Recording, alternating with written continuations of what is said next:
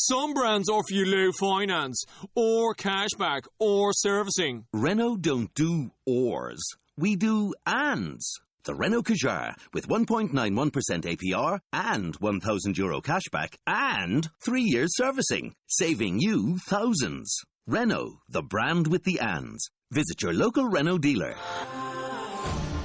Finance is made under a hire purchase agreement. Terms and conditions apply. Deposit required. Subject to lending criteria. See Renault.ie. This is Andy Gutierrez from StarWars.com, and you are listening to Coffee with Kenobi with Dan Z. This is the podcast you're looking for. Previously on Coffee with Kenobi. Because we just saw the solo trailer, and Riley, I don't know about you, but I really tried for about 12 hours not to watch it, because when I saw the trailer for the last Jedi, I didn't feel like I was spoiled. Well, for the next one, I'm going to hold off. But then the next day at school, my friends were like, well, you do run a Star Wars podcast. I'm like, I know. I'm aware. I was with myself the whole time I did it. So I watched it, and... This is James Arnold Taylor, and you're listening to Coffee with Kenobi. I have a good feeling about this. Hello and welcome to show number 119 of Coffee with Kenobi, your spoiler-free place for Star Wars discussion, analysis, and rhetoric. I'm your host, Dan Z, drinking One Nation Coffee, the official coffee of Coffee with Kenobi, out of a CWK travel mug, and these things are so cool. Be sure to check them out on TeePublic on our Coffee with Kenobi store. You will love them. Thank you so much for joining me today as we sit back and have some Star Wars conversation. We hope to make you think about the mythology of Star Wars in a whole new way and maybe laugh a little bit in the process. On today's show, Mark Von Olen and Lacey Gilliran join us to weigh in on the solo trailer and product availability of the new Star Wars film. Mark brings us up to date on Star Wars Authentics and Tops. Tom brings us the latest Star Wars news, and I'll share an excerpt from the all-new weekly CWK Patreon podcast, as well as my new collaborative podcast with Jim Hill. So pull up a chair, grab your favorite coffee mug, and let's have some coffee with Kenobi. And now, let's see what's brewing in the Star Wars universe this week. Thank you so much to everyone for their feedback and positive comments on the new Patreon show that we released last week for $5 contributors or more on our CWK Patreon page. It was myself, Corey Clubb, and Tom Gross, and we mostly talked about the solo trailer, but we also talked a little bit about kind of our opinions on some of the initial reactions to the trailer, as well as sort of our overall philosophy of where we think the solo film is going to go. It was fun. It was funny. It was everything I hoped it would be and more. So be sure to go to our Patreon page. And if you're not a contributor of $5 or more a month, I encourage you to do so just so you can hear the show, and for $5 a month anyway. And we'll talk about this a lot more throughout the show. You're going to have access to 4 of them because we're going to release one every single Sunday. I'm also absolutely thrilled to announce on this show, of course it's been announced on our webpage and on social media, but I am doing another podcast. It'll be my 3rd one, but I love it and it's so much fun, and especially this new collaboration is with myself and Disney insider Jim Hill, who I've been a huge fan of for such a long time. And through Coffee with Kenobi, I've had the good fortune to have him on the show a few times. We've met face-to-face at multiple events, and we just hit it off great, and he loves his Disney and Star Wars, as do I. So we will be doing Looking at Lucasfilm, which will be on the Disney Dish podcast feed, which you can type in Disney Dish with Jim Hill, and you will find it there. It's a show, it's a feed, rather, that he does with Len Testa, who runs touringplans.com, which is a great place to go if you want to plan a Disney World vacation and you want to know where to kind of go and what rides to go to first and what is the best time of the year, best days of the week to go to certain things. It really covers it all. So these guys know their stuff. And I was honored that they called upon me to be the Lucasfilm and Star Wars expert, and I am just thrilled. I mean, I love talking about this stuff anyway. Your feedback and your generosity of spirit has been wonderful. So thank you so much. Be sure to check that out again on the Disney Dish podcast with Jim Hill feed, on jimhillmedia.com, and of course on coffeewithkenobi.com. So who talks first? You talk first? I talk first? Joining us today for a cup of coffee is the head of Star Wars Authentics at Tops, Mark Von Olen. Hey, Dan. Thanks for having me. You bet. This is really cool because you've obviously been on the show often as one of our featured guests, but now you're co-hosting the show with me, which is really, really cool. I'm super nervous. You're going to be awesome, of course. And that laughter you heard is our other co-host. She is from Awesome Con, Rose City Comic Con, and the Resistance broadcast, Lacey Gillerin. Hey, how's it going, guys? I'm really excited to be on the show. Huge fan. Oh, thank you so much. It is great to have you on. And you both have some awesome stories and some opinions on Star Wars, which is why it's great to have you on. And while we are opening the show and your cup of coffee is just now being poured for the both of you, let's talk about your reactions to the Solo trailer and the buzz on this upcoming film. Mark, what is your kind of overall sense of this trailer so far? So keeping it strictly to the trailer, I think they are going for a very broad audience. This is a summer movie. It's a standalone film, not part of the sequential Skywalker series, and it's really fun. And I think that's what they're going for. And I think if that's the mission accomplished. I'm actually really excited about the Solo movie. I've been working on product, and there's product out in the marketplace now, and I've been living this portion of the brand for well over a year, and I'm just excited to finally see it on screen. So for me, I think the trailer really delivered on what it meant to do, which was appeal to the lighter fans in the galaxy, and hopefully bring in people who kind of know who Han Solo is, and maybe they're like, oh, I'll go see that movie. I think that would be kind of cool. That's my take on it. See that, and that's a cool perspective because you obviously were in a very similar boat with The Last Jedi. So what was that like for you, kind of seeing some of the product before you saw the film, and then how did seeing the film sort of match up or exceed your expectations of what you thought while you were getting ready for this big push? It's interesting. People tend to think that being a licensee, we have all this insider information, the big spoiler reveals, and people ask me who Snoke is all the time. I don't know. Oh, jeez. There's a lot of information that is kept from us.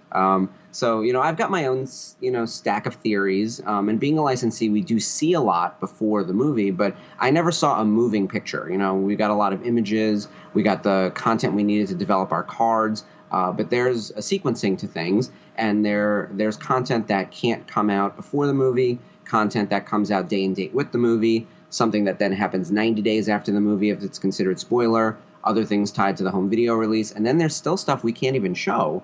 So spoiler alert if you haven't seen The Force Awakens, and how could that possibly be? But we know there's a particular character who dies in that movie in a very unexpected way, killed by his son. We can't show that on a trading card even now on April of 2018, even though that movie came out in December of 2015. So there are always going to be things that crazy. Make it Wow. Yeah.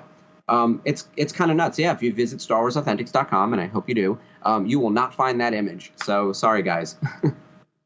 Kind of interesting. So you're sort of dabbling in the best of both worlds because you get a little bit of a sneak preview, but you also don't get to see everything until we all do. Lacey, what about you? How has Solo been for you, and where is he kind of on your pantheon of Star Wars characters anyway? Before that, can I ask, do people often ask for that image specifically? I was wondering that too. For top? It was our top demanded image. It's a bit macabre, really. Yeah, well, Right. It's such a moment, and I'm actually working on a whole thing about trying to make sure we get all the greatest moments up there. But there are some that are truly considered spoiler and we wouldn't want to show. And some things that are just kind of too graphic, too. Like Leia killing Jabba. It's hard to get a good shot that doesn't look too graphic. And also one where she's not so scantily clad in the bikini anymore that it's just tough to find a good photo of that moment. Sure. So interesting. I wonder if I'm sure there are fans out there that just collect death moments like Game of Thrones, like they're just collecting deaths. Oh, absolutely. No, that's really, really cool. That's really cool. Back to Solo, which was your initial question. I think it looks, like you said, so much fun. I can't wait for this movie. I can't wait to see Han and Chewie interact with each other and him with Lando. I'm just excited to see the relationships be built. I'm also interested to see Han at a phase where he's not old and snarky and kind of like hardened. He seems very optimistic in these trailers, so I'm excited to see him in that phase of his life where he's like still starting out and everything's exciting. Because it makes sense if he's going to become more jaded and cynical, which, as we get older, sometimes that happens. And I'm actually looking forward to getting older and being really crabby. I think that's going to be a lot of fun. But let's see, isn't it great? And then my wife is so lucky.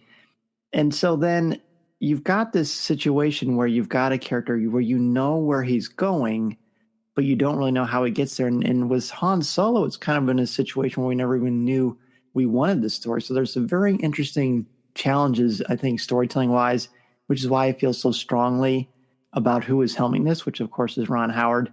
And what he seems to be doing is putting some fun back into Star Wars. They're always fun, and I talked about this before in a previous show. But the previous films, ever since Disney took over, have had definite moments of fun and excitement, but they've also had a lot of very much a lot of darkness to them. Now, Solo may have that, but it sure seems to be like it's got that thrill, that escapism, that excitement, kind of that swashbuckler thing that we really have not really had necessarily over the past few years. I was just going to say, yeah, I totally got that kind of gangs getting together type feel of it, which I'm totally all for. Yeah, I agree. I think what's going to be the most fun about this is that there isn't a clear delineation of good versus evil. This isn't the rebels versus the Empire. This is a group of competing factions, is what it seems. And we get introduced to some weird-looking, interesting characters. In the latest trailer, we finally got the proper look at Paul Bettany's character with those weird scars or striping or whatever that is. And there's a story there, I'm sure. And honestly, I don't know it. So I'm curious to find out what that is. And I'm curious as to what all of these crazy characters are going to look like. So, and what their stories are. So I think it's going to be really fun just unraveling the characters more than anything else. Even more so than what the plot of the movie is specifically. I love that you said striping. That's a really beautiful way to describe that. I really like that. I'm gonna keep that in mind next time I write something. I'll credit you too. Sure. So, right? They're not random. Right. Those are clearly intentional, and in some ways, maybe they're like plastic surgery to make himself look better. That could be the universe, right? It could be the Twilight Zone with the pigs. Maybe for him that's good looking. We don't know. I'm curious to see what the backstory is on it, or if they're even going to address it. I'll go crazy if they don't address it. They probably won't. Right. It'll be in a comic or a novel, which is fine, but it's definitely sort of a different way to ingest a story. Now, to me, I'm most excited, like we were both talking about seeing these relationships and knowing. The Falcon, it's not a character, although Corey and Tom and I certainly had a huge debate on it in our first Patreon show. I don't think the Falcon is a character, but it's definitely a significant power symbol in a very important vehicle, if not the most important vehicle in the Star Wars saga. So seeing that I'm going to see a little bit more of its origins and its impetus, as well as seeing kind of the relationship that Han and Chewie and Lando have with this vehicle, I think is going to be amazing. I'm curious to see what the fans think about Lando's Falcon.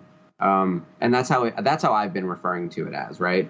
It's Han's when it becomes Han's and it's gross and disgusting and we see it falling apart. But those small clips we've seen of it, it looks a little more put together and a lot shinier and a lot newer and a lot more well-maintained because Lando's that guy.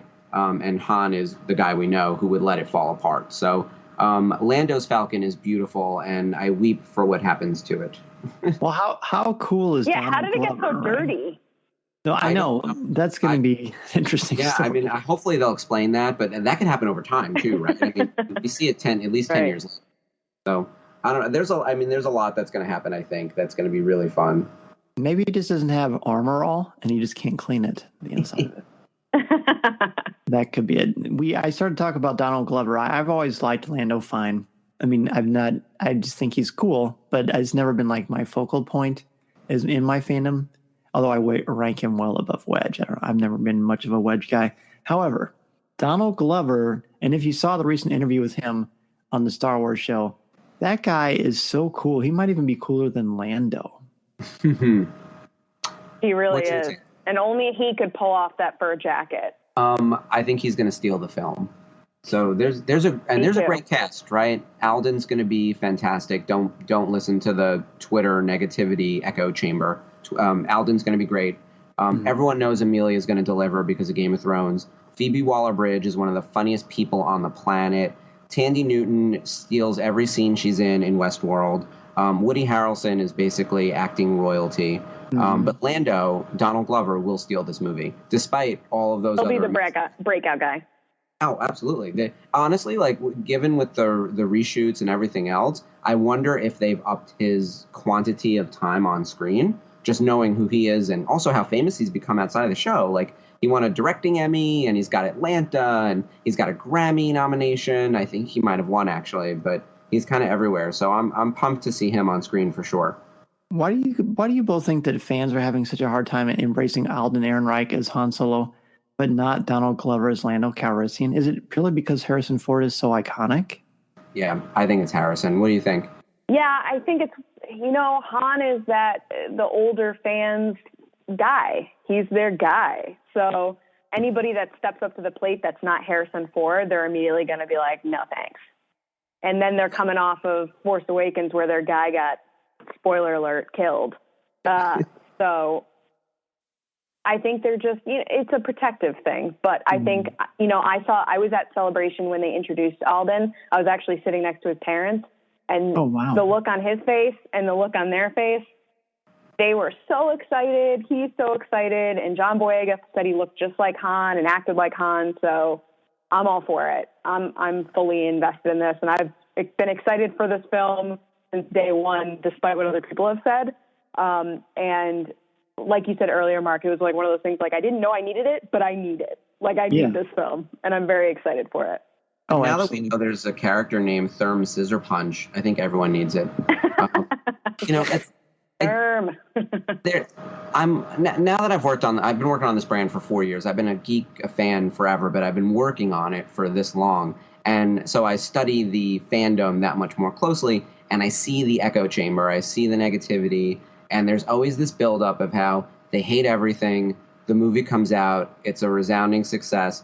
Everyone loves it except for a small group of people who then get even louder about why they hate it because everyone else loved it and everyone must be wrong. So that's just the pattern. We're in that now. Like you can map it out. And right now it's the build up to the movie. There are all these rumors about how production's not done. They're still in reshoots. Special effects are terrible. All the actors are bad. Like we all hate Aiden. Yeah. Like that's all out there. Alden has a coach, a dialect coach, like ridiculous stuff. By the way, there's a dialect coach on every movie. His name is Andrew Jack, and he signs autographs for us. He is featured in our product. So it is true that there's a dialect coach, and he's in every movie, and they give him a cameo role. He actually plays Major Emad, now General Emad in Last Jedi. So you can see how some of these rumors start. There's some truth to it, but you have to push that stuff away. I'm lucky because I'm a little bit close to it, so I kind of know like what's real and what's not. But for the more casual fan out there who just sees a headline where it's like, oh, the movie's going off the rails, not really the case. Well, yes, in seeing and hearing the things that I do on a daily basis, I'm a big fan of Mute on Twitter, and I also recognize that when you get fan anxiety and self-righteous indignation, that's a dangerous cocktail. And those are the things I try to stay far away from because this is supposed to be a joy and an escape. Now, that doesn't mean you should like everything. In fact, I think that's dishonest if you like everything. But I also think give something a chance before you decide if it's something that's positive or negative in your particular fandom zeitgeist. But before we move on to our next topic, I do want to ask you both really quickly. I'm not sure what kind of collectors you are, though, Mark. I have a pretty good sense of what kind of collector you are. I am a huge collector, and Thursday night, when it was supposed to be Wookiee weekends, myself and Tom and Corey went out in full force, went to probably 4 or 5 different stores. Nothing. The next day I went out to a couple different stores, and only in one place did I find any Solo merchandise at all. And it wasn't because everything was picked clean either. What do you think that is? Are we just not taking as big of a risk financially on this film, or what's going on here? I'm probably closer to this one, so I can give you the some of the business behind the scenes and a little bit of what's been put out there. I mean, Hasbro even released a whole statement about how there was just too much product for The Last Jedi. So I think there's a couple different factors at work. One, we're in a weird time frame. Like all the 3 movies prior came out in December with a lead-up period that started in September or October, which is also overlapping with the Christmas shopping season. So you've got that artificial spike that happens before the movie, coupled with the other spike that happens for Christmas shopping or holiday shopping. So you're comparing now to that, which is going to be significantly lower in terms of amount of product that any store is going to have on the shelf, because we're in April right now, and this is post-Easter. So it's like the worst time to be in retail right now. And then couple that with the Toys R Us situation. and I think Lucasfilm adjusting their plans to eliminate the like journey time period. So you know how every movie before this had a journey to? There's no journey to Han Solo, right? Like there's a couple of books that have come out, I think Last Shot, and there's a few other things that are leading up to the movie. But people know who Han Solo is. They just want to get to this movie. So the amount of merchandise coming out is smaller because of timing and because there was too much merch for prior movies. And there is no journey period, and we already know who Han Solo is, so there will be a lot more merchandise, I think, hitting on 5/25 once people have a chance to see the movie and then decide if they need the action figure of whoever it's going to be. I hope it's Therm Scissor Punch for all the discussion that's been had about him, but, like, what if it was Constable Zuvio that no one cares about, right? Like, that's the kind of thing where that figure was, you know... People might hate you for saying that. There's always one. There's always one in each film that's like that. So, yeah, it's unfortunate, right? Because actually, I think that character had a very cool design, and his role in the movie would have been cool if they kept it in. But out too early, cut out of the film, and then it's a stack of action figures that doesn't sell. So that's a real concern. Whereas if you and the windows are getting smaller, I think, for all major motion pictures. Things are here, and then there's another event movie next week. Avengers is coming out in a week. That'll actually hang for a bit, kind of like Black Panther. But I think in general, our attention spans are too short now. We're such a kind of a fast food, internet society. Really, things are instant, and then they go out of our minds as quickly as they came in. So. Let's take a break. That's a good place to kind of stop. So when we come back, I'm going to take a chance to catch up with Mark regarding what's going on with Topps and Star Wars Authentics. This is Coffee with Kenobi. This is Coffee with Kenobi. Oh, pass the cream, would you?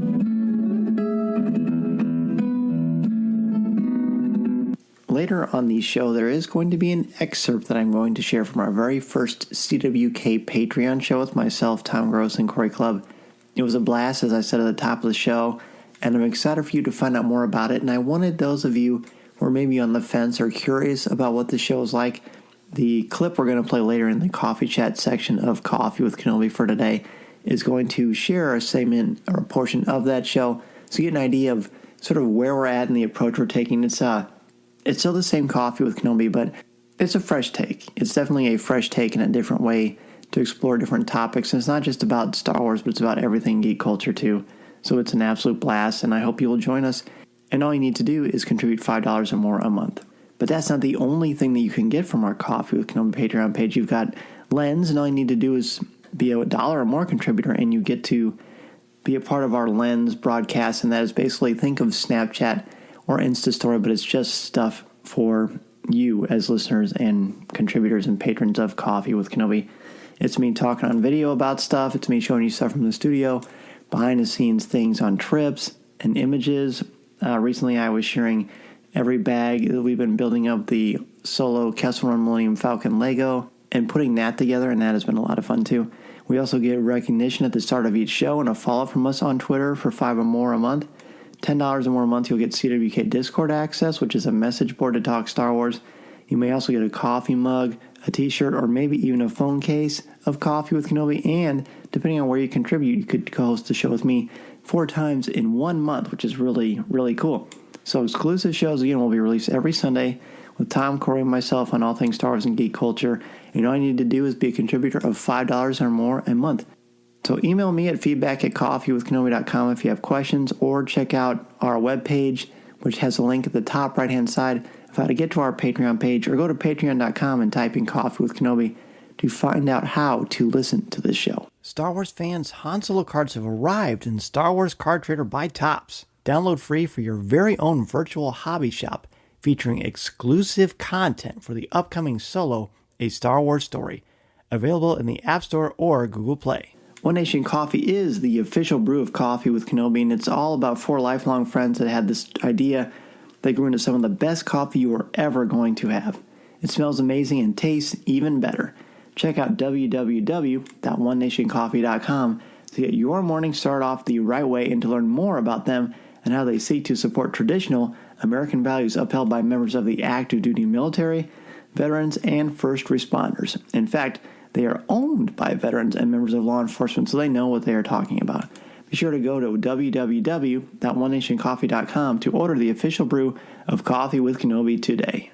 While I've got your attention, I'd love to talk to you a little bit more about Harry's Razors. You've heard me talk about them on previous Coffee with Kenobi episodes, and that is because they are excellent. I don't ever work with companies that I don't use their product and like their product or believe in what they're doing.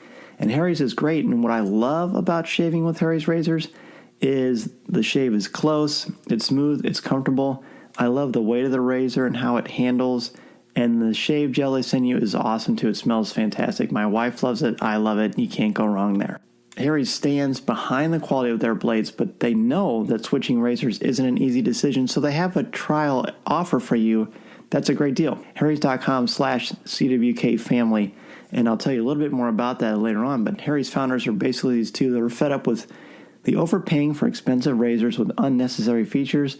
They know a great shave comes down to great blades made with sharp, durable steel that lasts. That's why they bought a factory that's been making some of the highest quality blades in the world for over 95 years. So by selling directly to you over the internet, Harry's can offer their blades at a price much lower than the leading brand. Just $2 per blade compared to $4 or more. There is a quality guarantee that comes with Harry's. If you don't love your shave, you let Harry's know within 30 days and they give you a full refund, so you really can't beat that. Get the $13 value trial set that comes with everything you need for a close, comfortable shave. A weighted ergonomic handle, 5-blade razor with a lubricating strip and trimmer blade, rich lathering shave gel, and a travel blade cover. Listeners of this show can redeem their trial set at harrys.com/CWK family. That's all one word. So make sure you go to harrys.com/CWK family to redeem your offer and let them know that I sent you to help support Coffee with Kenobi.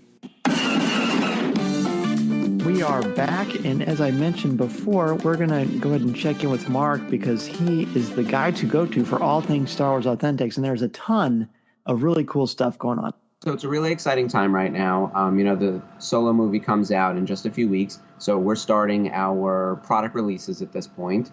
If you have our Card Trader app, you can get digital cards featuring characters and some scenes, artwork, style guide stuff, all of that in the app right now. It's called the Star Wars Card Trader app by Topps, and we released a whole new stack of base cards and everything on Friday, April 13th. That was the official release date for our first wave of Solo merchandise.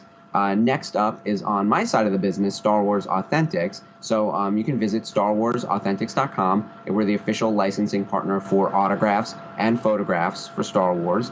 We will have a new stack of official photographs up on Friday, April 20th. Then next week, the 23rd, there's a lot of waves coming for Solo. The 23rd, we'll be announcing something new on Topps.com on Monday, April 23rd. This is going to be really exciting, and I can't share all the details right here because we have to wait till Monday. But please check in on Topps.com on Monday, April 23rd. We have a new Solo-related program that's going to run for a little while. It's going to be very exciting. And Dan, of course, once I get all the details, I will email you. You can put it up on the site's Twitter in the show notes to let everyone know.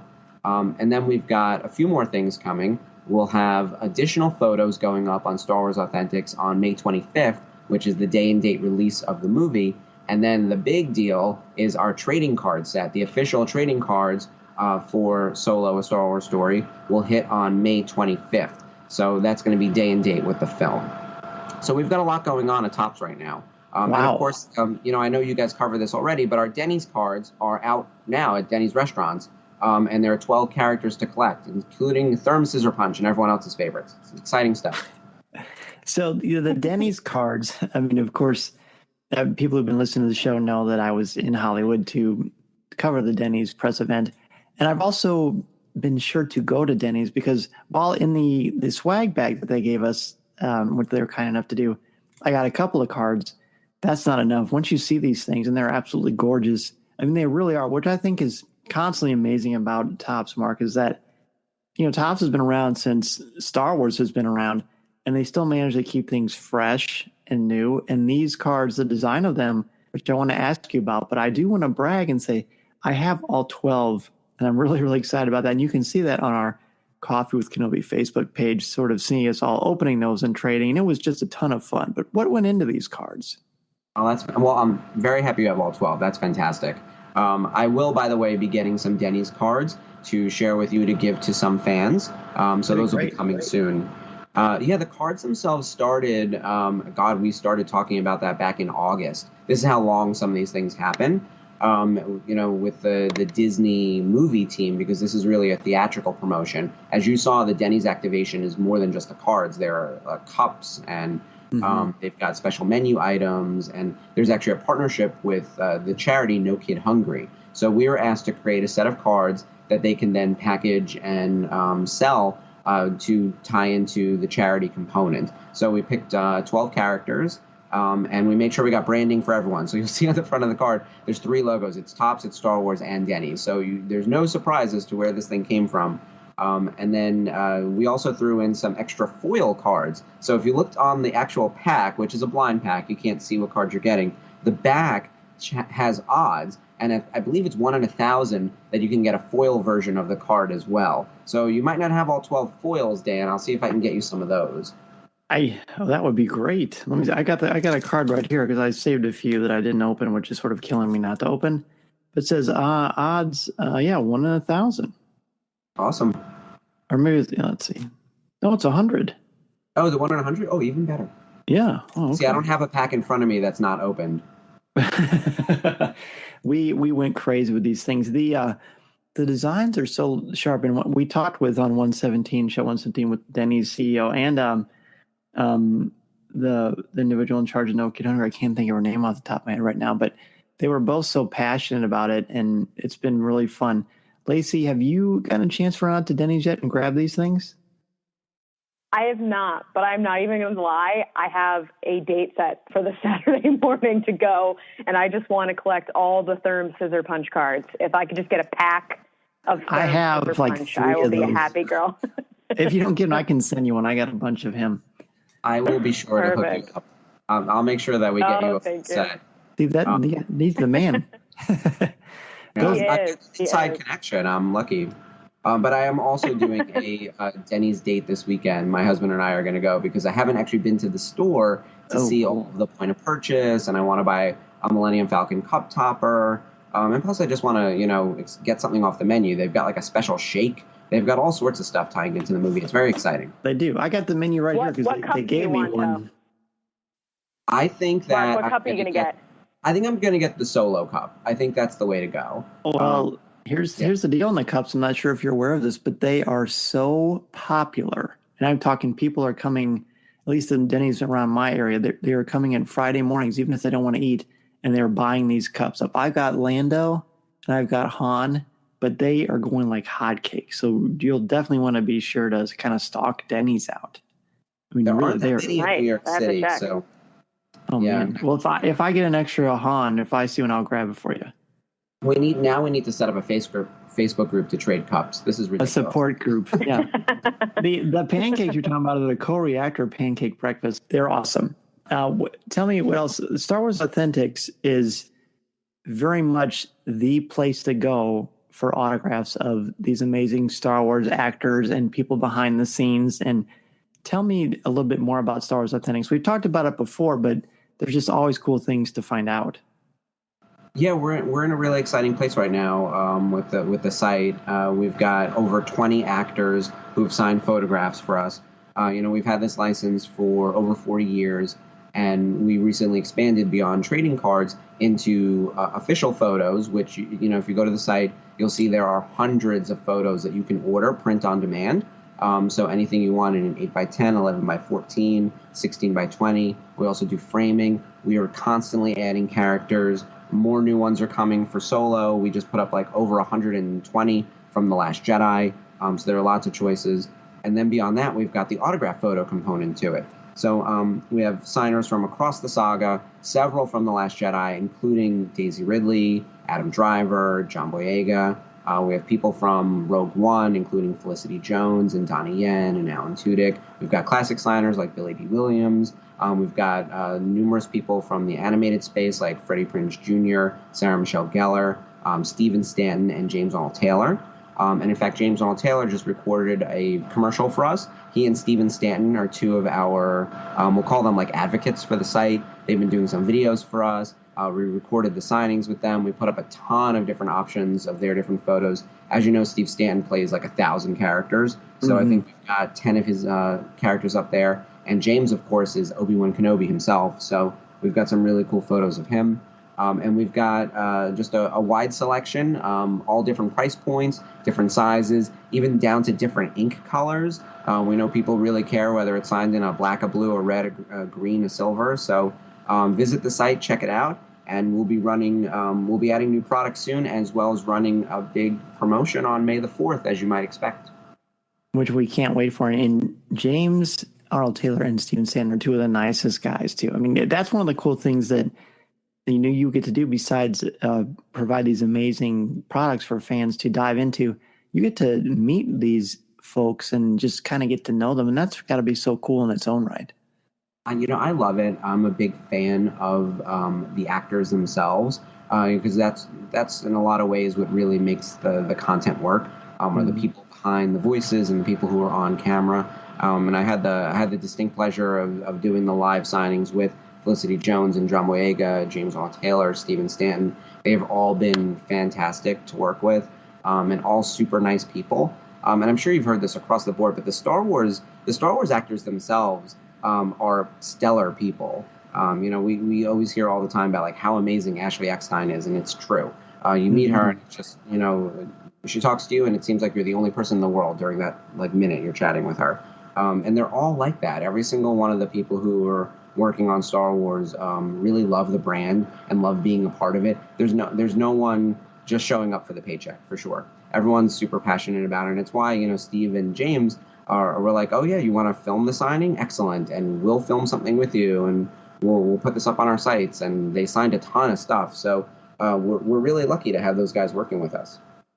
It's very cool, and Mark has something really, really cool he wants to share with us. But before we get to that, I want to ask Lacey really quickly while we're talking about rubbing elbows with Star Wars celebs. Lacey was able to talk with a pretty significant Star Wars celebrity in her own right, I would say. Yeah. It's funny. I used to work for Star Wars Celebration, so I've actually talked to a lot of these people, and I couldn't agree with Mark more. Like, they're the nicest human beings you will ever meet, and not just the actors, but the people that work at Lucasfilm as well are super, super nice, super passionate, super caring, and really care about the fan experience, which is a big thing for me as someone that works in like fan events. For people to actually care what the fans are doing and what the fans think. Like, they're reading everything people put online, and they're listening to people, and they care what fans think within reason when they're respectful, Yes. But yeah, no, I got to talk to John Boyega, who was super sweet. I spoke to him for Awesome Con. We did like a press roundtable before the show. I heard of that. And I found out, yeah, he was really, really nice. It was funny when he came on the phone, he sounded kind of distracted. And what I found out after the fact is he had just been on James Gordon's show where they do that thing where they eat disgusting things. Ugh. So like they do this wheel of like answering questions and eat like bugs and different animal body parts. So like he left that segment to then talk to me. So that's quite a transition. Yeah. So when the interview started, he had this like distracted, and I was like, "Oh man, I must have caught him at a bad time." And then I heard what, and I was like, "Oh man, I totally understand." No, he was super, super nice, and he just loves Star Wars. Like, it's so apparent in the way he talks about it.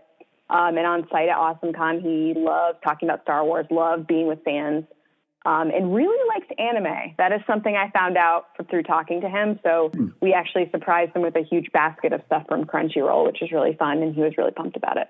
Oh, that's awesome. That's cool. And you were so, people, Coffee with Kenobi family members by now have surely recognized Lacey's voice because she was the one who led the entire press event that we were able to be a part of for John Boyega. So speaking of celebrities and John Boyega, Mark has something really great where Star Wars Authentics and Coffee with Kenobi are going to team up for a giveaway. That's correct. And who knew John Boyega was going to be the hot discussion tonight? Right. I'm very excited to announce that we have a giveaway for all of your listeners for Coffee with Kenobi.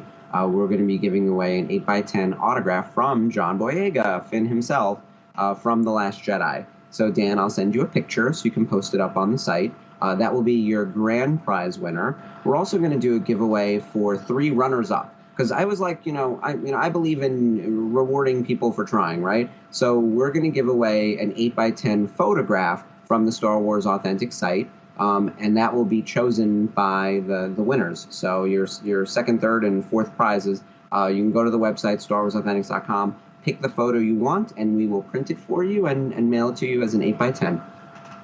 Which is tremendous. We will have information on our webpage so you can find out more about this. Or, of course, you can rewind and hear Mark explain it because nobody explains it better than Mark. So that is great. Thank you so much, Mark, for offering that. That is very, very cool.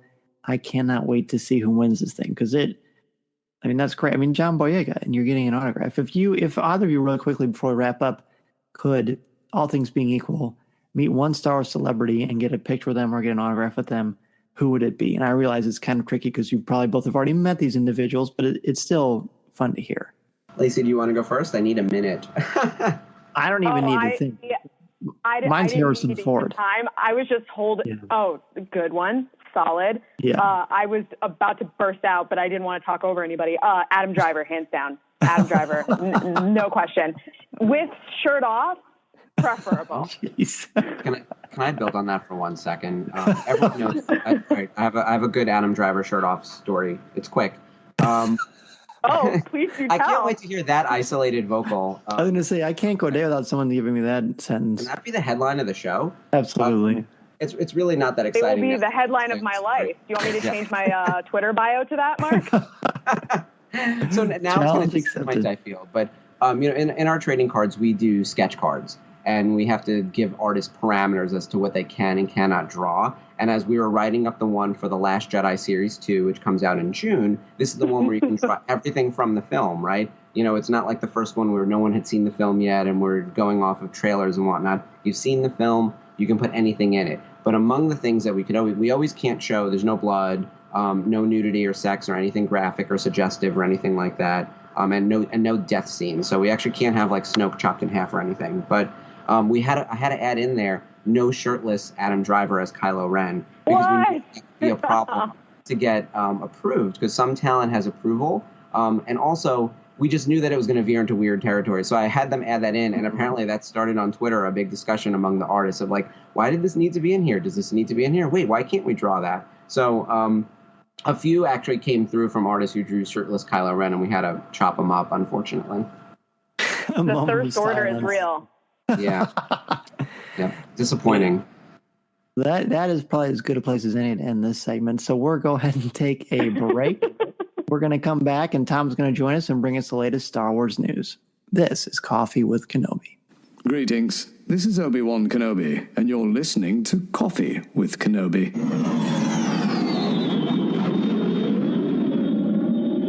Han Solo, Chewbacca, and Lando Calrissian are back in the upcoming Solo, A Star Wars Story. Collect your own piece of the Star Wars galaxy in the Star Wars Card Trader app by Topps. Download free now in the App Store, Google Play, and Amazon App Stores. Wink is this amazing service that is out there where you can be a wine connoisseur. And I know what you're probably thinking, well, I don't really know anything about wine. I like wine, but I don't really know what I'm talking about. Well, you don't have to know what you're talking about because Wink does all the work for you. So this is what I'm talking about. Wink is spelled W-I-N-C. Wink makes it easy to discover great wine. Because Wink's wine experts select wines matched to your taste, personalized for you, and they're shipped right to your door starting at just $13 a bottle. There's nothing like coming home to a box of delicious Wink wine selected just for you. What you do is you fill out Wink's palate profile quiz and you answer a couple of simple questions. You don't need to be an expert in wine because, again, Wink helps you make that happen. You answer a couple of simple questions that your average store clerk probably wouldn't ask or translate into a recommendation that is going to help you. And the questions are things like, how do you take your coffee, or how do you feel about blueberries? Things like that. Very, very easy to answer. Then Wink sends wines curated to your taste. The more wines you rate, the more personalized your monthly selections. Each month they have new delicious wines like the insanely popular Summer Water Rosé, and there's going to be a big push for that coming up very soon because we're getting close to summer, although you may not know it by looking at the weather outside. There are no membership fees. You can skip any month and cancel anytime. Shipping is covered, and if you don't like a bottle they send you, they will replace it with a bottle you'll love, no questions asked. So discover great wine today. Go to trywink.com/CWK family. You get $20 off your first shipment. That's Trywink, TRYWINC.com/CWK family for $20 off. Trywink.com/CWK family. We are back, and Tom is back as well with the Star Wars news. Tom, what is going on in the Star Wars universe?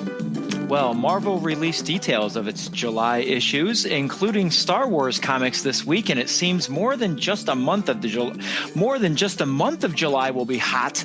There are some big stories headed our way. Thrawn will wrap up its 6-issue series in July. Tarkin pays a debt in Vader 18. Chuck Wendig writes the second Vader annual, where Tarkin investigates a certain power struggle between Tarkin and Krennic. We learn the fate of the Black Squadron prior to The Last Jedi and Poe Dameron, but the big event of July is the main title book, Star Wars, hitting its 50th issue. Kieran Gillen, who took over writing the title with issue 38, released a statement about the impact of this book. He said he spent the first 12 issues building up to issue 50, and he states, quote, "It's an event-level tragedy on an epic scale, and it's designed as the key bridging piece between A New Hope and The Empire Strikes Back." He concludes saying that he hasn't worked on the Darth Vader title in ages, so it's time to start having my lightsaber fun again. One of the most fun things I've gotten to write for StarWars.com was when I got to interview Kieran Gillen. I've talked about this before, but the guy is smart, he's funny, and he understands characters so well, especially Star Wars characters. And his run on Vader is just unbelievable, especially the last, I'd say, 6 or 7 issues are just unparalleled in Star Wars excellence. So now we know he's going to write number 50, and he's going to immediately bridge the gap between A New Hope and The Empire Strikes Back. So that is something that is so tantalizing. I can't even imagine what's going to happen here. Now, it's going to be tricky, too, because how can it be that event? How did you phrase it, Tom? I know it was in the press release. What did they say about it? It says he's quoted as saying it's an event-level tragedy on an epic scale. Yeah. So what could that possibly – I mean, we don't speculate on the show, so I can't imagine what that would be that would be more powerful or as powerful as what happens in the films. But this is going to be something that I'm pretty excited about, as I'm also excited about Black Squadron, because in Charles Soule's run for Poe Dameron, he's going to have to address some things that happen immediately after The Last Jedi, which no one has seen before. So we're going to find out where Poe's squad was and sort of see the state of the Resistance. It's going to be really, really cool. You know, one of the things I think is so interesting about the comics that Star Wars is doing differently than everyone else is this comprehensive narrative, right? Like the movies, the books, the comics, anything ancillary, it all ties to one canon story. Some people don't like that. Some people do. I'm in the camp that I do like it. Whether you like it or not, it's incredibly ambitious. And it also means that everyone has to be working together to get to a certain place. So if you're reading Vader right now, or reading Thrawn, or reading Poe, it's all headed in the same direction, and there are Easter eggs throughout that you can see that it's taking us. It took us to Last Jedi. The next one will obviously take us to Episode 9, and then who knows where it goes after that. That's what I find most interesting about everything happening. So I can't isolate one particular book that I love right now, or one particular issue that really stands out, but just the whole arc of all of it, I find really fascinating, because that's not happening with the rest of Marvel or any of the other properties like DC or anything. This is the any franchise. Any franchise. The story group that they just are just one of the greatest gifts we could have ever gotten as Star Wars fans, because the way they're linking things together. I will say, Mark, Darth Vader number 24, that of all of the excellent issues, that one is probably the strongest one. Is that the one where he's building his crystal? No, it's before that. It's where they show him having these sort of surreal. He has 3 fights. He has one with Obi-Wan. He has one with Vader. Has one against Anakin, and then he has one against Padme. Okay. And they're unbelievable. The psychology behind this, and oh man, I just get goosebumps thinking about it. I can't recommend that one enough. Vader 24. Got As for the Star Wars 50, can we just say that isn't there enough tragedy in Star Wars? Yeah, I right. love that they're marketing this as tragedy. I've been so depressed with the sequel trilogy, with the way that, like, you find all these details about Ben Solo and, like, his life, and then the Solos as a family unit. I just, there's been enough tragedy. Do we need more? Come on. Well, I mean, the Shakespearean definition of tragedy means someone's going to die. So I don't know what that would mean, but it'll be interesting to see. I don't know, but July is when we'll find out. In our next story, entertainment magazine Empire has released information about its June issue that will feature, of course, Han Solo.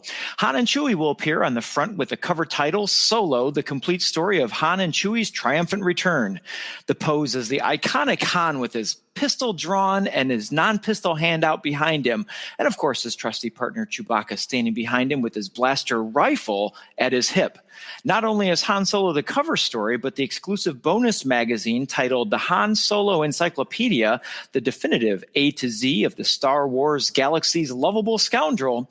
And now, if that's not enough, the magazine comes with a pull-out poster of the Falcon flying through a pink-hued sky. The magazine hits the stands on April 19th. Oh, I will. They've done good stuff for Star Wars in the past. I think that's going to be pretty cool. And I'm very excited that it's going to come with a poster of one of my favorite characters, Millennium Falcon. Yes. I thought you were about to say Therm Scissor Punch.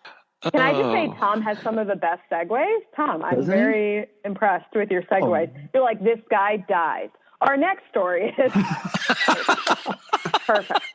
Perfect. Speaking of dying, there goes the energy as I transition. Yeah. No, it's great. I will pick up Empire. I think they, like Mark said, they do great stuff. I love the behind the scenes stuff. I'm a huge, director in the Jedi, watch it 15 times, notice who's doing what, learning names of crew members. I totally geek out about that stuff. I'm always tempted to buy all of these magazines. But Dan, as we talked about with The Last Jedi, my favorite magazine that I never get to read is Rolling Stone. And if we've got a Han Solo Rolling Stone cover, that's the one I'll go for. But this one looks very, very cool. Well, to wrap up, we've got a story from the gaming world. Now, all the focus recently has been on Star Wars Legion, but Fantasy Flight announced this week an expansion to its Star Wars strategy game, Imperial Assault. Heading back to a time of a young empire and the early flames of rebellion, Imperial Assault brings the battle to the Outer Rim in the Lothal system in the Tyrants of Lothal expansion. Now, along with the expansion with all of its tiles and its cards and its new characters, are 4 new ally and villain packs. There will be the Kanan Jarrus and Ezra Bridger ally pack, Sabine Wren and Zeb Aurelios ally pack, the Thrawn villain pack, and this one took me a little by surprise, the Hondo Anaka villain pack. The expansion, ally, and villain packs are all available for pre-order with Fantasy Flight. Pretty cool. I mean, you're at least I'm not sure about Mark and Lacey, but how do you feel about this? I know you're huge into this kind of stuff. Well, it brings 2 things that I love: the Rebels, and the Rebels from the Disney XD show, of course, and this game. This game's sitting right over my shoulder right now, and so I'm really excited for this, to be able to bring these characters. And as we've talked before on the show, Dan, games are a great way to make the story ours, just like the action figures and the toys. But games are another way that brings sort of a realistic story to our world. And so I can't wait to put characters like Ezra and build my own battle with Thrawn, with Zeb and Sabine and the others. And so this will be fun. And I can't wait to see what sort of characteristics and skills Hondo brings to the game. That'll definitely be interesting.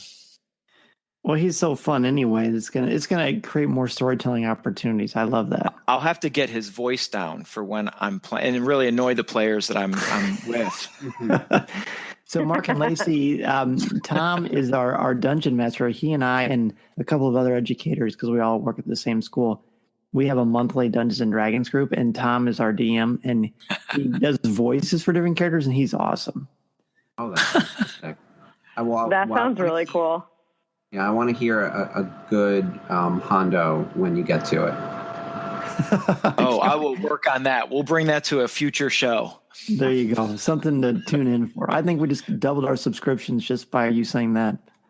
I will say one of my favorite characters, especially the way he was used in Rebels. Dan and I have talked about this. I love Rebels. I can't say enough good things about Rebels. So anything Rebels coming out, I'm going to go buy that even if I don't have the base game, just to get Rebels content. So I will when that hits the shelves, I will be on the lookout as a sort of Rebels completist. But I'm curious to see how they position Hondo as a villain, because he mostly teams up with them. So I have I feel like the black and white thing on this is not working. You could have found other villains from Rebels. There's more than just Thrawn. Governor Price could have probably carried her own. Mm-hmm. That's true. Or you could have gone with Maul, or it could be a lot of places to go.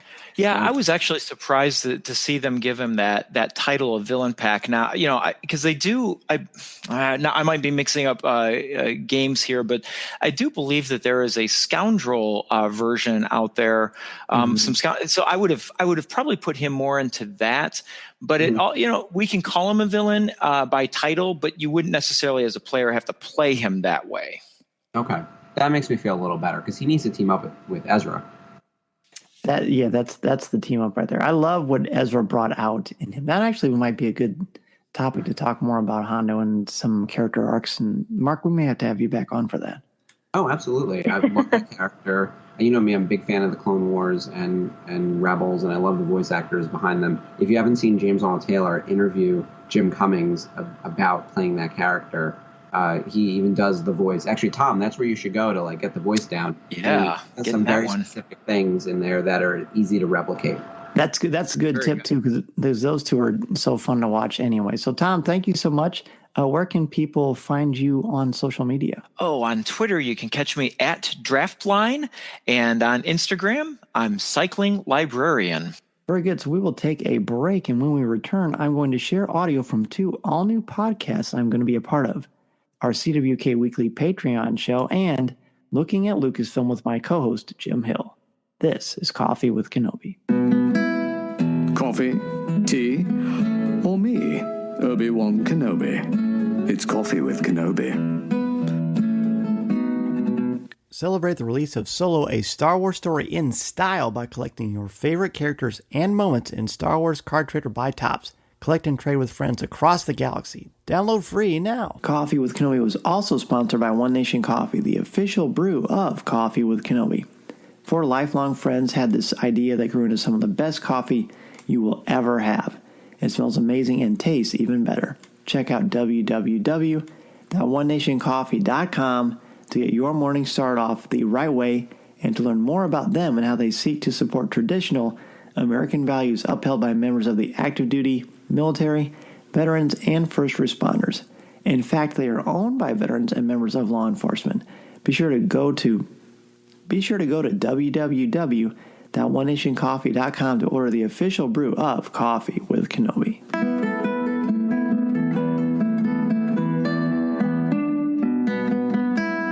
Welcome to the coffee chat section of the program, and for this one, as promised earlier in the show, I'm going to share with you some clips from 2 brand new podcasts that I'm excited and proud to be a part of. The first is our CWK Patreon page, and it's really hard to explain this, but basically the content is similar to what you hear every week on Coffee with Kenobi, but this is a different weekly show, and it's always going to have myself and Tom Gross and Corey Clubb, and it's going to be about Star Wars, of course, but it's also going to be about other pop culture things. It might be new trailers, comic books, TV shows, things we're interested in, just wherever the conversation goes, and it's very, very unscripted. I mean, this show, I have very specific outlines, and I color code stuff, and I have certain things, and some of it's scripted and some of it isn't. Hopefully it all sounds natural. That's clearly the plan ultimately. But that's what goes into some of Coffee with Kenobi and the regular show that we do. And we've been doing for almost 5 years, which is kind of amazing. This one is different.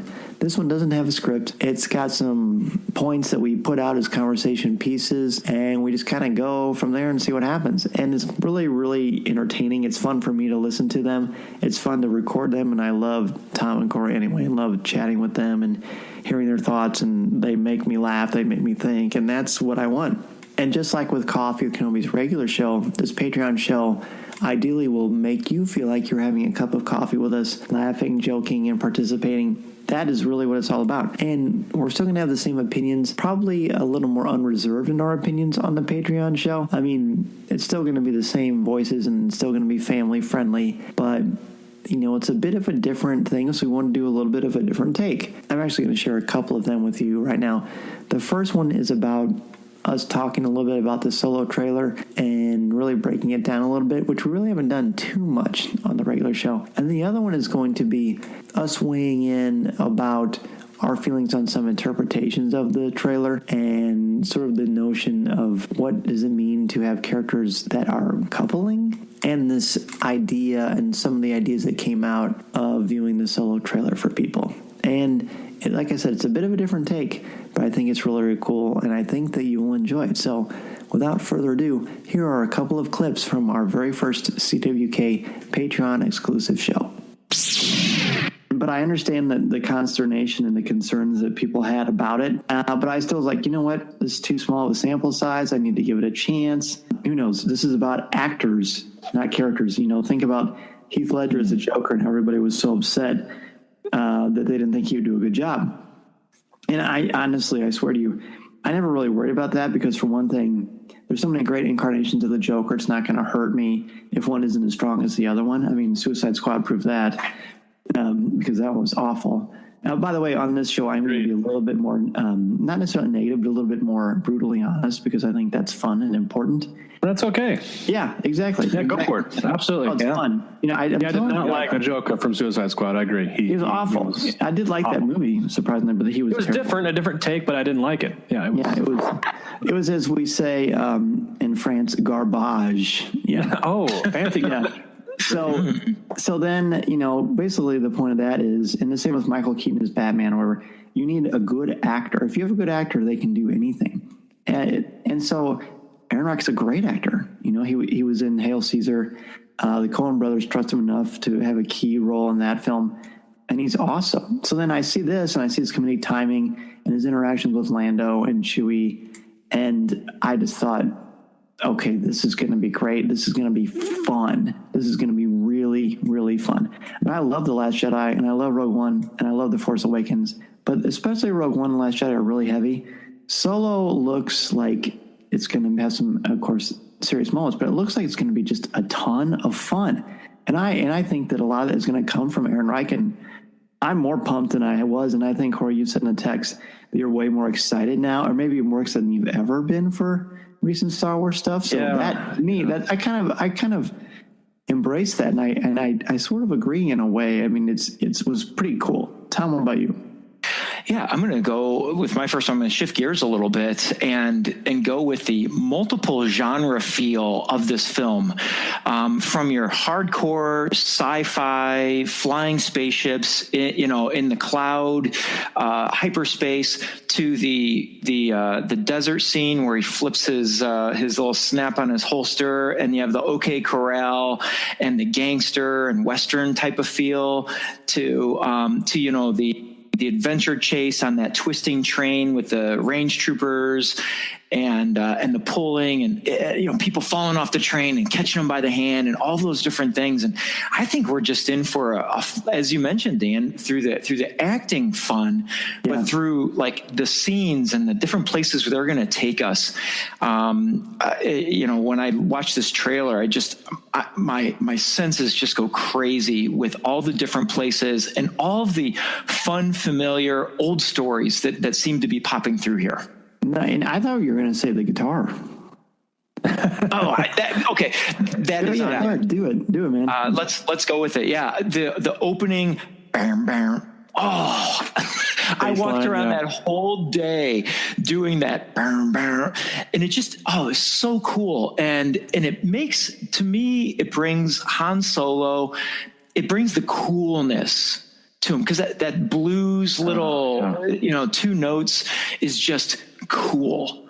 And it sets up a feel. And I remember I watched this with my daughter, and she goes, "That doesn't sound like Star Wars." Ooh. And I said, "It's not going to be Star Wars. This is Han Solo. Right. This is Han Solo." And it took everything that I think we've said this before with one of the other films, but this trailer and the music sets up a character that I've been dying to have from the start. And oh, you mean just Solo? I thought you meant there was somebody. I thought you were going to say like that. Oh yeah, I mean, we've known Han Solo is so cool, but here we're gonna see just how cool Han Solo is. And I'm going to interject something that I wouldn't normally say on the regular show. Ooh, yeah. Okay, here we go. So on Twitter, I see people talking about the fact that Lando and Han were flirting in this trailer. Now, what do you guys think of that? Oh no, not at all. I don't think so. And I was going to say the scene with Donald Glover sitting at the table, pouring that drink right next, not even looking, just staring Solo down. Man, that was smoother than smooth. It was so good. Yeah. It was so good. And like, that wasn't flirting. That was intimidating. That was like, dude, you got nothing on me. These guys, if anything, are, duking it out. I mean, they're I hate to say it, but they're kind of basically putting themselves up one against one another, like, I'm better than you type thing. I know I'm better than you. Yeah, it's all they're muscling up. It's you see the two UFC fighters go up against the weigh-in, and they're chin and chin. Not that they're going to fight each other, but like, dude, I'm going to beat you, and no matter what. I mean, I've got you. You've got you. They're both saying the same thing. They're both bred from the same type of type A personality, scoundrels cloth. Yeah, it's just like they're just made for this, and they weren't flirting with each other. They're making it, dancing around the idea of something might happen. Something's gonna happen.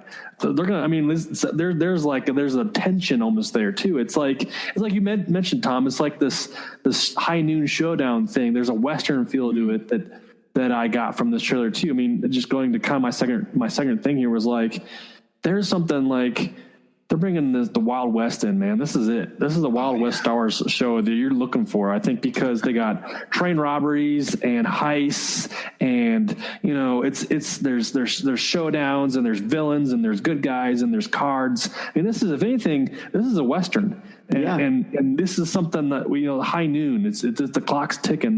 They're gathering the team up. They're doing a crazy heist of some sort. And it's you got the gangsters and you got all these different players, and everybody's got their angle, and it's like, what's going to happen? It's kind of build up to some kind of suspenseful moment. But these guys are all they're no goods. They're from the ne'er-do-wells. Ne'er-do-wells, yeah. I mean, like, these are the guys. They're not the guys shining light for the rebellion, trying to figure things out. They're not working for the Empire to rise up the ranks. These guys are like getting out for themselves. And if somebody says they're flirting each other, I highly doubt that by any chance. They're out to get what they want and take it however chance necessary. So here's my and well said, Corey. And here's my thing with that whole thing. Like, why does everything have to be sexual or sexualized? Like, why can't you joke with someone of the same sex or the opposite sex or have some kind of tension without it meaning that there's some sort of hardcore attraction there? Like, people want to do that with Ezra and Sabine or Rey and Kylo. Everyone doesn't have to be paired up. You don't have to be coupled. And I actually think that's a really bad message to send to people when you're saying, you have to be coupled up or your relationship is not worthwhile. Because, there are a lot of people. I didn't get married till I was 39 years old. In fiction, where you're supposed to escape in this genre world, if you're not important on screen or on the page, if you're not coupled up or attracted to someone, I think that's a real shortcoming. Am I coming across too harshly? No, I don't think so. And from perspective of a writer, I mean, like, I've written cold books on writing characters and stuff, and I know these characters. People who write these stories, Kasdan and like Lucasfilm, they know these characters inside and out, and so do we. I mean, as watching them on screen and stuff. But when you write a character, you're going in with knowing the character 100%. And if you created this character, obviously, like George Lucas has, you bring in everything that you know about them, because you own that and you create that. Well, there you go. I can't wait to see what you think about it. If you like it, again, we're going to release these every Sunday, and it's just being a member for $5 or more a month on Patreon. You have access to 4 shows in 1 month. Really, really cool. Speaking of cool, the other show is Looking at Lucasfilm, which Jim Hill and I are working on together. And Jim, as you know, if you're a fan of his, and I'm sure that you are, because he's been doing this for a long time, he will bring up categories and conversations of things that are going on at Lucasfilm, past, present, and future. We'll talk about it and sort of share both of our insights, and we both managed to acquire sort of a Rolodex of different resources and stories and ideas that have been going into Lucasfilm and Disney, and we get to share them, and you get to be a part of that conversation, which is a lot of fun. And Jim has just this great style and great voice, and he's just fun. When I'm recording these shows with him, sometimes I feel like I'm just listening to a podcast and listening to Jim talk, and then I get to be a part of that too. So it's really, really a thrill. So this is sort of a bit from the intro and just sort of shows you sort of our banter and what goes into this show. Skywalker Sound. Lucasfilm Animation. This is Looking at Lucasfilm with Jim Hill and Dan Z. Welcome to Looking at Lucasfilm, the podcast with a different perspective on the world of Star Wars, Indiana Jones, and all of the other entities that George Lucas, Kathleen Kennedy, and the rest of the team at Lucasfilm have dreamed up over the past 40 years. We go all the way back to Electronic Labyrinth THX 11384EB, which, for those of you who don't know, is George Lucas's student film from USC. I'm your host, Jim Hill, and this podcast, it's part of the effort we're making to bump out the borders of what Len Test and I have been doing with Disney Dish this past few years. That show primarily focuses on the parks and resorts, the behind-the-scenes stories of specific ride shows and attractions. But face it, the Walt Disney Company is so much more than just its theme parks. That's why late last year, Aaron Adams and I launched the Marvelous Disney podcast. That show shines a spotlight on Marvel Entertainment. That's the comic book and action hero company that Disney acquired back in August of 2009 for $4 billion is up to. But given that Disney is doing equally interesting things with Lucasfilm, I wanted to get a podcast in the works about that division of Disney as well. But here's the thing. In order for a podcast like this to work, you need a specific mix of elements. First of all, you need a goon like me who's willing to hammer on Google, someone who's an act for unearthing weird bits of entertainment trivia, fun chunks of Hollywood history that people have either already forgotten or, to be frank, stories that the studio would really prefer you not talk about. But then you need the expert. You need somebody who knows that subject matter that show is built around better than anyone else on the planet. And when it comes to theme parks, there's no one who knows those places, how they operate better than Len Testa. And then when it came time for JHM to get a Lucasfilm-related podcast up out of the ground, well, there was really only one guy I wanted as the foe to my bead. Phantom Menace were there. I hope people get it. And that's Dan Zahair from Coffee with Kenobi. Mr. Z is the guy when it comes to being the authority on all things Star Wars, which is why I'm so excited that Dan actually agreed to do Looking at Lucasfilm with me. So can you please tell our listeners how long ago you were first introduced to this tale that started a long time ago in a galaxy far, far away? Absolutely. Thank you so much for that wonderful, very generous intro. I appreciate that. And I love that you actually threw in a Phantom Menace reference right away. That, by the way, for people who may not be sure who Fode and Beat are, they are the announcers from the pod race scene from episode 1, The Phantom Menace. That is really going into the archives, my friend. Very good. Well, I'm a Greg Proops fan. What can I tell you? So. Seattle Mariners announcer, too. Oh, that's right. That's right. Yeah. Okay. As they're making their way through the jungle, they see like giant butterflies in the trees, and they see rabbits the size of cattle. And clearly there's some sort of corona effect coming out from the city of gods that's affecting the local fauna. And so Indy comes across a snake. And both Marion and Mutt sort of get concerned because they know about Indy's fear with snakes. But Indy actually picks up the snake and just sort of brushes it aside. Oh, come on, guys. I took care of that fear 20 years ago. I'm fine now. But as Indy is turning to them saying this, the tree that behind them, these giant vines going up the tree, and you see it's not a vine. It's like an anaconda that's 30 feet long. And it basically, its head comes out of the tree and just swallows Indy whole. hole. But then Mutt and Marion move quickly and kill the snake and get Indy out. But there's this wonderful little scene right after that where Indy has like full alcoholic shakes afterwards. Snake, why did it have to be snake? And he's back fully into the phobia of fear of snake. You would never forget that. No, it was a great scene. In fact, that was the thing. Frank's script was full of wonderful moments like that. I wonder why they didn't go with it. The thing of Indy is you have two people who created this character. And supposedly Spielberg loved this script. Lucas was less enthusiastic. And eventually Lucas talked to Spielberg and said, look, you're the guy who did Schindler's List. Do you really want to do Nazis as villains again? Because you kind of did the film that showed the world, how terrible the Nazis were. And he's like, yeah, I guess you're right. And so they pivoted to the Soviet thing, which then, for some odd reason, the City of the God stuff that Frank didn't work quite as well. And that's why they sort of pivoted to David's take on the pretty much the same tale. For Rogue One, and just sort of pointed out hey, remember the film they told us we were going to get? But here's what's fascinating about Solo, A Star Wars Story. According to this person who was on the set and watched Lord and Miller and Howard work, Howard worked off the exact same script. It wasn't a question of, whoa, let's stop production and let's rewrite, let's change the movie. It's like he came in and it's like, no, this is a good, solid script. I'm shooting this script. Yeah, written by Lawrence Kasdan and his son. That guy knows Han Solo better than anybody. Well, there you go. I just love the fact that it's like, no, we don't have to reinvent the wheel here. This is good. This is a great script. That's why you decided to make it. Let me shoot it. Only a pro will do that.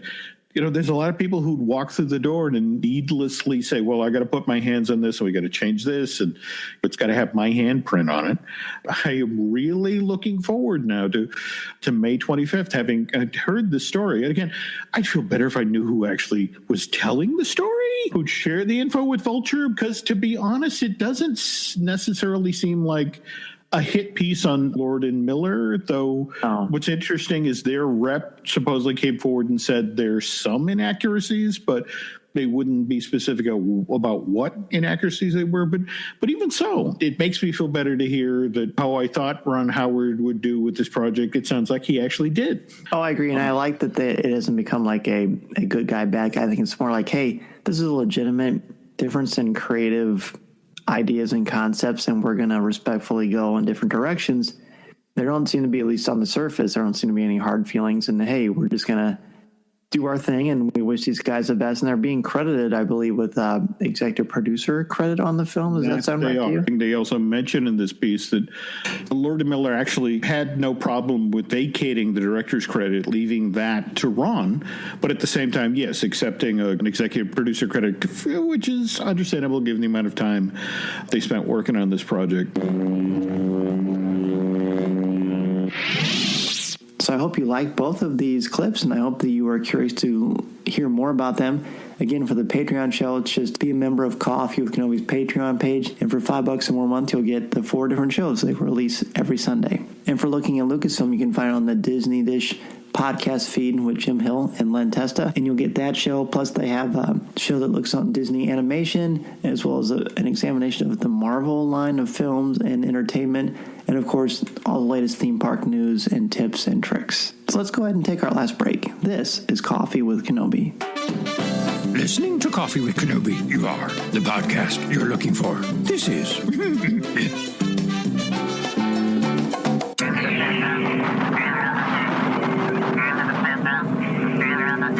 Before we get to email, I want to thank our CWK sponsors, Tops, One Nation Coffee, Wink, Harry's Razors, and the Star Wars Digital card trader collecting app from Tops.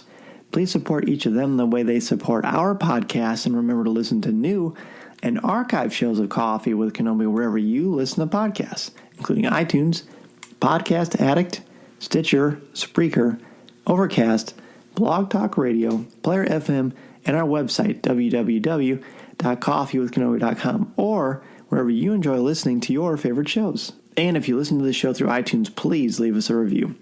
We are also on Facebook, Twitter, Instagram, YouTube, home of our CWK Coffee Chat, Pinterest, and Tumblr, and we would love for you to check us out there. Be sure to listen to our CWK family of shows too, including Legends Library, Rebels Reactions, Comics with Kenobi, and Lattes with Leia. Please leave a review for each of their shows as well, and be sure to subscribe to each of them individually, as they all have their own feeds now. A big thank you to Mark Von Olin and Lacey Gillerin for joining us today. Where can listeners find each of you and your contributions to Star Wars fandom? I'm on Twitter at Darth Von Olin. And of course, if you want to follow Official Tops, they are at Tops on Facebook, Instagram, and Twitter. You can also visit our Facebook page. It's facebook.com/officialtopstarwars. That's where we usually post all of our most important news bits. And of course, check us out at StarWarsAuthentics.com for all of your official photo and autograph needs. That is so official. I'm not as official as that. You can follow me on Twitter at Lacey Gillerin, and you can find me weekly, Monday and Thursdays, on the Resistance broadcast at Star Wars Newsnet. I also retweet constant shirtless pictures of Kylo Ren, so if you enjoy that, give me a follow. Following you now. Have a good day. Oh man, I'm telling you, we're gonna start a petition to get you two to host a show together. Very good. Well, I'll definitely come on your show, lady. That sounds like a lot of fun. Absolutely, we'd love to have you. And then Dan, you're welcome as well. I'll come back anytime you want me. For sure. I would. This is a lot of fun. All the way around, for sure. Well, thank you so much, and thanks you to each and every one of you for listening to and supporting Coffee with Kenobi, and for contributing to Star Wars Conversation. We will be back next week with 2 new co-hosts and more Star Wars discussion. This is the podcast you're looking for. This podcast is not endorsed by the Walt Disney Company or Lucasfilm Limited. It is intended for entertainment and informational purposes only. The official Star Wars website can be found at www.starwars.com. Star Wars, all names, sounds, and any other Star Wars-related items are registered trademarks and or copyrights of Disney and their respective trademark and copyright holders. All original content of this podcast is the intellectual property of Coffee with Kenobi unless otherwise indicated. This is the podcast you're looking for.